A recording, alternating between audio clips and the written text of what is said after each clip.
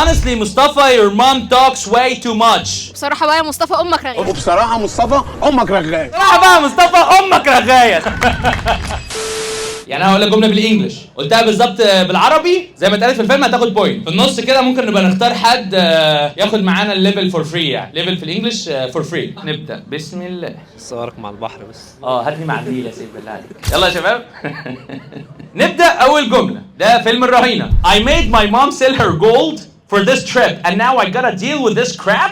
مين عارف الجمله دي؟ ها سيبها يختار حد. ايوه كان بيقول انا بيعت امي ذهبها عشان اجي اقعد القعده دي. انا بيعت امي صاغتها عشان الطلعه دي او متبهدل كده. طب على فكره ما قالش بقى ذهبها، هو احنا هنا مترجمينها جولد صيغتها. برافو عليك صح، قال صيغتها فعلا. اول حاجه معانا هنا انا لو جيت اقول الحته دي بس I made my mom sell her gold. I made my mom sell her gold. طبعا made او make يعني من الافعال اللي بتاخد بير انفينيتيف اللي هي ما بتاخدش to، يعني make حاجه الفعل على طول مش make to. فاهمين قصدي؟ انا عايز بقى من الجمله دي الكلمات اللي مش مهمه. حد يقول معايا كده، قول كده، قول يا ماريو. ماي في ايه تاني؟ هير. برافو عليك صح. يبقى هنا عندك my وهير. طيب دي بقى حاجه انا لازم اتعلمها. لو انا عايز ازود الطلاقه عندي وانا بتكلم اللغه، كل جمله شفت كلمات فيها مهمه اعمل عليها ستريس وكلمات مش مهمه بعمل عليها ان ستريس، ده هيساعدني اكتر هتكلم ازاي. وبالتالي مثلا لو جيت عايز اقول الجمله دي بالانجلش بسرعه ولا ايه؟ I made my mom sell her gold على طول، مش I made my mom sell her gold. فاهمين انتوا الفكره؟ اختصرت انهي كلمات؟ بالظبط hair وماي. ماي خليتها ما I made my mom. وبدل ما قلت hair قلتها ايه؟ her لوحدها كده تبدو عبيط، بس في نص الجمله تبدو عادي. her gold. فاهمين الفكره؟ خش في الجمله اللي بعدها. يلا مش عارف دي هتبقى صعبه شويه. كان بيقول ايه بقى؟ I feel like I'm such a bother to you. I feel like I'm such a bother to you. استنى لما اجي لك المايك. حاسس اني متقل عليك. والله العظيم بتقل عليك بس. ايوه جامد.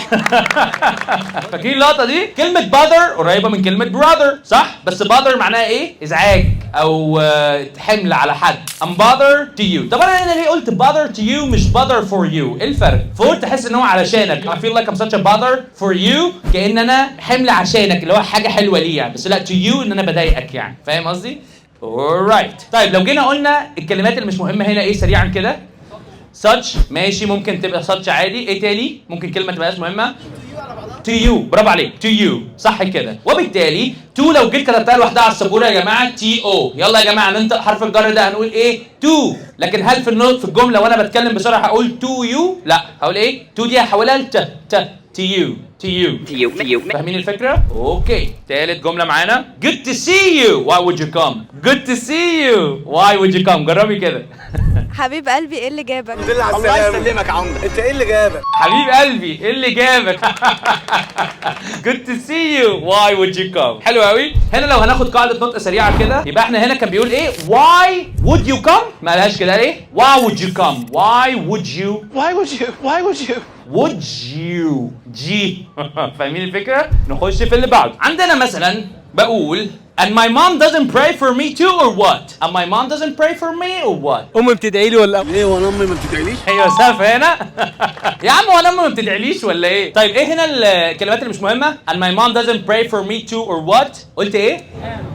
and my mom ماشي and ايه تاني؟ doesn't برافو عليك. ايه تاني؟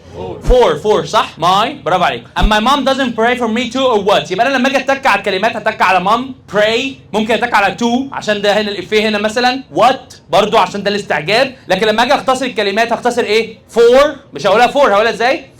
fur صح؟ هتيجي تكتب اف او ار وتيجي تقول فور هنطقها يا جماعه فر، الناس تضحك عليك بس في وسط الكلام بتمشي. هو ده بيتنطق كده تمام. لو حد اداب مثلا او ألسن او كده حاجه اسمها الشوا ساوند. شوا ساوند ده اللي هو بتغير الفاول بصوت اقل صوت ممكن تطلعه فاول من بقك اللي هو صوت كده، فبتحول فور لفر تو للت. فاهمين الفكره؟ honestly مصطفى your mom talks way too much. بصراحة بقى يا مصطفى أمك رغاية. بصراحة مصطفى أمك رغاية. بصراحة بقى مصطفى أمك رغاية. يبقى ده اكسبريشن جديد ممكن نتعلمه صح؟ كلمة إيه؟ way too much. talk way too much يعني بيتكلم كتير أو رغاي يعني فاهم؟ way too much. أنا باكل كتير. I eat way too much. I eat way too much. حلو أوي. هل أنا بقى يا جماعة لو أنا ربطت way too much بالفيلم أو بصراحة بقى أمك رغاية عمري أنسى الإكسبريشن ده؟ مستحيل. والله هي بتيجي كده بقى أو على الأقل إحنا اتعلمنا كده. أوكي. اللي بعده I need you to chill out, calm down and stop being a pain. alright. كالعاده هسيب لك سؤال تجاوبه في التعليقات. حاول تقول لي ترجمه الجمله دي ايه بالظبط من الفيلم، وانا اختار حد من التعليقات ونديله level for free. اوكي، عندنا الجمله اللي بعدها بتقول Is there even a shred of responsibility like even a tiny bit؟ لا استنى، طب اسمع بقى في المايك، قول كده. مفيش اي احساس بالمسؤوليه. مفيش ادنى احساس بالمسؤوليه، ادنى احساس. ايوه بالظبط، برافو عليك. صح كده.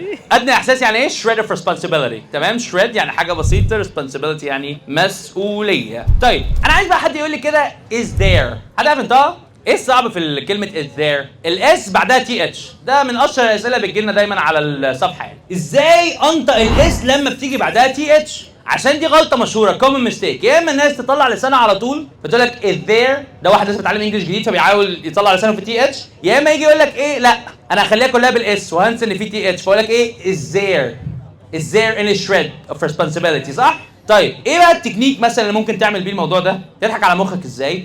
شفت الحته بتاعت عندليب الدقي وهو هنطلع بالمقام وننزل بالمش عارف ايه؟ لاحظ حضرتك بطلع بالمقام وبنزل، اكيد حضراتكم عارفين الموضوع ده صح؟ عارفين الحته دي؟ نطلع بكذا وننزل بكذا وقام جاي امام البلكونه. برافو. شفت بقى تطلع وبتنزل دي؟ انا عايزك تعمل دي دايما في موضوع الاس والتي اتش. اول ما تيجي اس وتي اتش وعايز تنطقهم ورا بعض اعمل اللقطه دي، هتنزل بالاس وتطلع بالتي اتش. بجد اعمل كده لحد ما تتعود عليه. is there فهمتوا؟ is there ده هيخليك تتعود ازاي تخلي لسانك تجيب اس وتي اتش ورا بعض. يعني اللي بعدها دي سهله قوي بقى، بس انا جايبها عشان الجرامر اللي فيها. We have totally changed لينا. احنا اتغيرنا قوي يا لينا. اتغيرنا خالص يا لينا. احنا اتغيرنا خالص يا لينا. سافة هنا.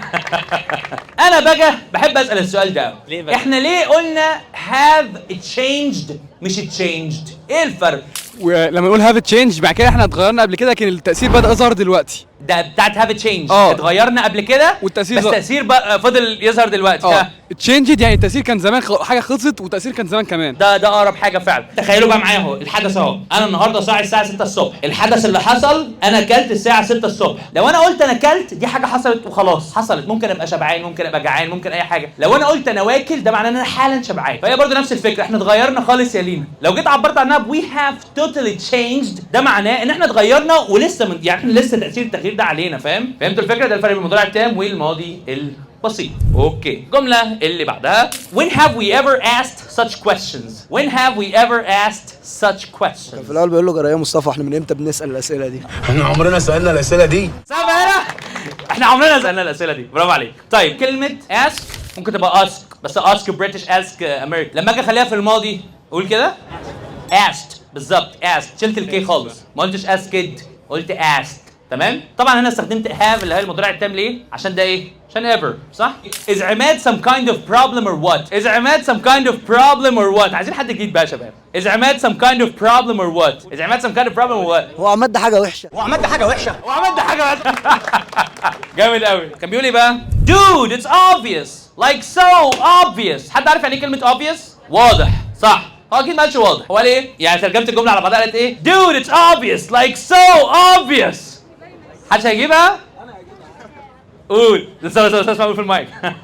يا عم الحاجات دي بتبان والله بتبان. يا عم بيبان والله. اوكي جامد قوي. اسمك ايه؟ صور بقى حكيم كده. معانا الفائز حكيم بليفل. شكرا يا اسطى فور فري. يا شباب طبعا انت عايز الليفل او عايز تديه لحد ايه براحتك يعني. اخر حاجه بقى خالص بقى عايزين نقولها مع بعض كده، كلنا نقولها مع بعض. دي سهله. shame on us dude shame on us. الله يعيب علينا. شكرا جدا. لما حتى تحبوا تتعلموا مع نفسكم اتعلموا بالطريقه دي. حتى لو انت بتتعلم من حاجه انجلش نفسها اتعلم بالشكل ده، اتعلم من العربي اتعلم بالشكل ده. احسن حاجه في اللغه ان هي كلام، هتلاقي الكلام ده في كل حته، هتلاقي منه الهزار، هتلاقي كروان مشاكل كلام. ممكن تتعلم من كروان مشاكل، متخيل؟ تعلم من اي كلام موجود قدامك. وحاول دايما زي ما قلنا تربط المعلومه بحاجه فان عشان ما تنساهاش. نصيحه يعني جماعه، احنا بنتعلم انجليزي ليه؟ عشان الكارير والحاجات دي، صح؟ عشان ايه؟ عشان نبقى ناجحين، صح؟ عشان ايه؟ عشان نفسنا. عشان ايه؟ عشان نبقى، لا والله بجد، عشان نبقى اقوياء، صح؟ عشان نبقى ناجحين وظاهرين في مجالنا اقوياء بفلوسنا بنفوسنا، لينا ويت كده. مش كده؟ بتعلم مش انجليزي بس عشان كده، اي حاجه بتعلمها عشان كده. فانا لو حطيت ده في دماغي وانا بتعلم اي معلومه بتعلمها بتقي الله كده وبتعلم عشان خاطر يا رب تقبل مني علمي ده او تقبل مني سعي ده، فاكرمني واستخدمني، صح؟ مش احنا عايزين كلنا ربنا يستخدمنا الفتره دي؟ اي حاجه بتعلمها لو اتعلمتها وانا حاطط في دماغي ده هتعلم وباخد ثواب بدل ما اتعلم كده ببلاش يعني، صح؟ فاتمنى ده برضو ده حاجه تساعدك، ودي حاجه من الحاجات اللي هتخليك تتحمس ان انت تتعلم، لان انا بتعلم وبعمل عباده في نفس الوقت، صح؟ خدوا بالكم من النقطه دي كويس. وبس كده يا شباب، شكرا يا اسطى.